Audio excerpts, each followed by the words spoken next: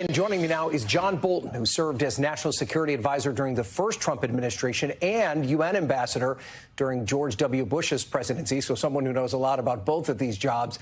He also just wrote a Wall Street Journal op-ed that just published. Chaos is embedded in Trump's DNA.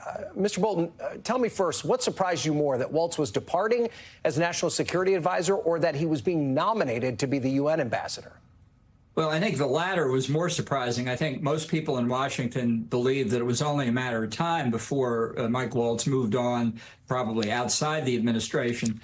I'm surprised that they've nominated him for a job that would require Senate confirmation, because you can guarantee that the confirmation hearing will be dominated by the Signal chat group issue. It's a great job. I think at the UN, I think he could do a fine job up there. I wish him well, but it's not going to be fun going through confirmation. So should we perceive this as a promotion? Was he fired? Is it something in between? You know both of these jobs. Which one is more important? Well, you know, I don't know. That wasn't my career path, but everybody does it a different way. I think in a way it was designed to be a face-saving exit for Mike Waltz, and unexpected. Perhaps it was just decided today. There were certainly no rumors of this before. But I do think that the administration was caught unawares. I think that's the only explanation for why Secretary of State Marco Rubio is now also presumably temporarily assuming the job of National Security Advisor.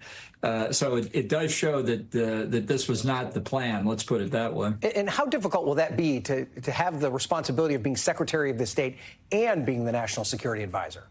Well, since the creation of the National Security Council, and by statute Congress passed in 1947, it's only happened once, where Henry Kissinger kept his job as a National Security Advisor and became Secretary of State in the Nixon administration in late 73, at the heart of the Watergate crisis. And it was a unique time in American history, a real constitutional crisis unfolding, and a time of enormous danger and uncertainty in international affairs. And you had the totally unique personality of Henry Kissinger, able to do both jobs through Nixon's resignation in August of '74, and then obviously into the early months of Gerald Ford's presidency, when Kissinger gave up the National Security Advisor job to Brent Scowcroft.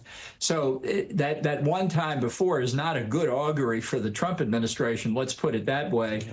And the system doesn't work when Secretary of State, or it could be the Secretary of Defense, holds the National Security Advisor job. The whole point of that position is to be the broker among the different cabinets and agencies in the national security community and helping formulate recommendations to the president. So when one person holds both, other departments and agencies feel that the scale is not tipped in their direction. Yeah, and you write about chaos being in President Trump's DNA.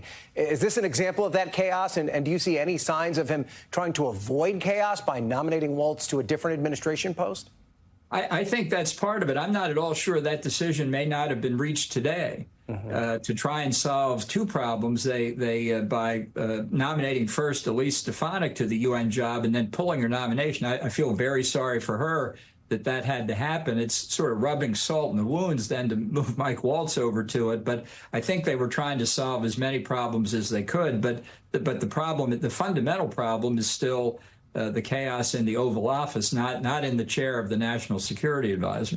Yeah, so in other words, it doesn't matter who Donald Trump has in these positions if he's still the person calling the shots. Is that what you mean?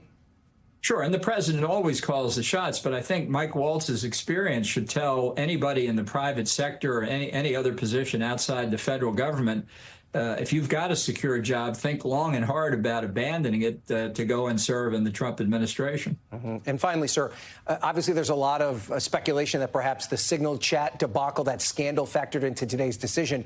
If that's true, why does Pete Hegseth still have a job? Well, that's a very good question. I don't think it's because the National Security Advisor job is not confirmable and the Defense Department Secretary job is. because otherwise they wouldn't have put Mike Waltz up to go through confirmation to be UN ambassador. I can't tell the reason. Some people say it's the result of the intervention of this person, Laura Loomer, which would be very disturbing if it's true. I mean, the head of the MAGA movement, Donald Trump, is listening to this person who knows absolutely nothing about national security.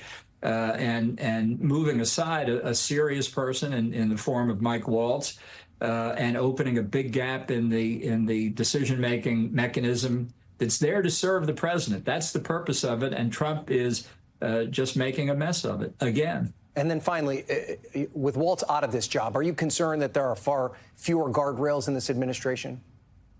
Well, Trump doesn't have guardrails. That's the point I was trying to make in the Wall Street Journal op-ed. Those who have the responsibility to try and make intelligible decisions and then carry them out in a coherent fashion have to continue to try and do their job regardless of the chaos in the White House. Obviously, the president makes the final decision, but America is not well served if the only thing that people do is listen to what Trump says and follow blindly what his instructions are without trying to help give him information that might inform his decision, give him options he could consider. That makes the president in a position where he can do the job better. It doesn't constrain him. It enables him if he allows the process to work. Okay, former Ambassador John Bolton, uniquely qualified to talk about the news of the day. We appreciate you being here, sir. Thank you for having me. Thanks for watching. Stay updated about breaking news and top stories on the NBC News app or follow us on social media.